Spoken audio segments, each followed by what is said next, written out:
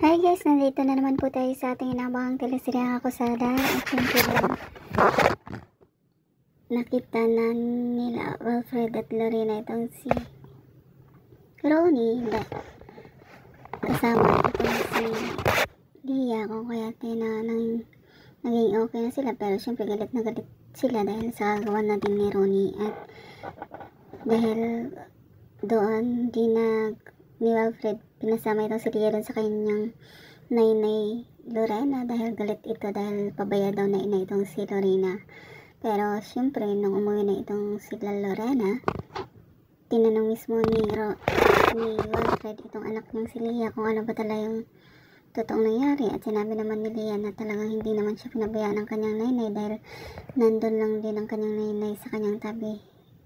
Pero syempre niyaya daw ito ni Ronnie na umalis doon sa lugar at pupuntahan daw yung kanyang daddy, kung kaya sumama dito doon sa kay Ronnie. Kung kaya galit na galit itong si Wilfred at pinuntahan itong si Ronnie doon sa kanyang bahay at pinagpuntahan nito. Syempre nagsinungaling pa rin itong si Ronnie na kasi wala naman si Lorena doon sa lugar kung saan nakita niya itong si Dia, at nagmamagandang loob lang naman daw siya at siya pa daw ang napapasama. Pero syempre galit pa rin itong si Wilfred sa kanya dahil medyo nalata ni Wilfred na bakit pwede naman daw siyang tawagan ni Ronnie, bakit di niya ginawa. At syempre tinawagan na siya pero hindi daw siya makontak.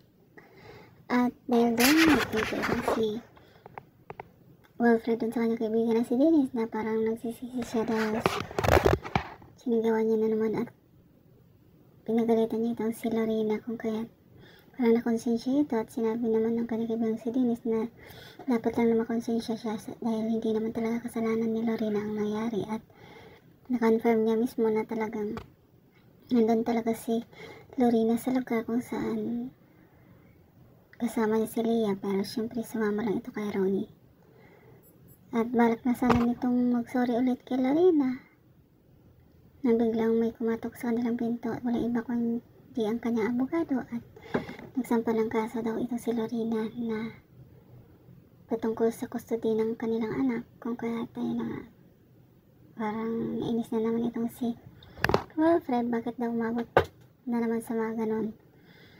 At syempre dahil gusto ni Wilfred na ilayo itong si Dia sa kanyang nainay, hindi na nito pinasama itong si Leah dun sa nainay niya at gumawa ng paraan itong si Leah. Hindi sa kanilang kaalaman, nagulat itong si Lorena nang dumating itong si Leah dun sa bahay nila.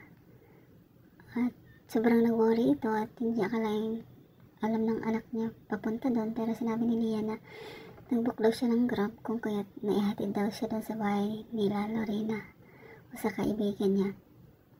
At syempre para hindi ma-worry itong si Alfred, tinawagan ni Lorena itong si Alfred at galit na galit itong si Wilfred dahil bakit nakarating daw yung anak niya doon. At pinagalitan din ni Wilfred ang mga katulong dahil pabaya daw ang mga ito. At dahil na nga dumating itong si Wilfred doon sa bahay ni Lorena at kasama na din itong si Amber na gustong bawiin itong si Leah. Pero syempre sinabi naman ni Leah na walang kasalanan na yung kanyang nainay dahil kusa siyang pumunta doon. At nagtalo na naman sila ni Wilfred. Pero bago yan, syempre hinarap itong si Leah sa DSWD para interviewin kung ano ba yung mga feelings niya pagkasama niya kanyang mami at daddy, o kung gusto niya bang magsulo sa kanyang kwarto o kung ano pa man. At ayun na nga, nasagot naman na lahat ni Leah ang mga tanungan ng DSWD. Pero syempre nagdadalawang isip ang bata dahil syempre pareho niyang mahal ang kanyang mga magulang. At dahil sa pagtatalo nila Wilfred at Lorena, biglang tumakbo itong si Leah palabas. Pero syempre bago yan, itong si Ronnie balak na naman pumunta doon sa bahay nila Lorena at gusto na naman makisawsaw doon sa gulo nila ni Wilfred. Kung kaya tayo na tamang patakbo itong si Leah at parang biglang nabundol tayo ni Ronnie. At syempre isa na naman siya sa may kagagawan. Yan na nga guys, abangan nyo na lang mga susunod ng barata. Thank you so much for watching. Please don't forget to like, subscribe, and press the bell button for you to notify you on my next video. Thank you.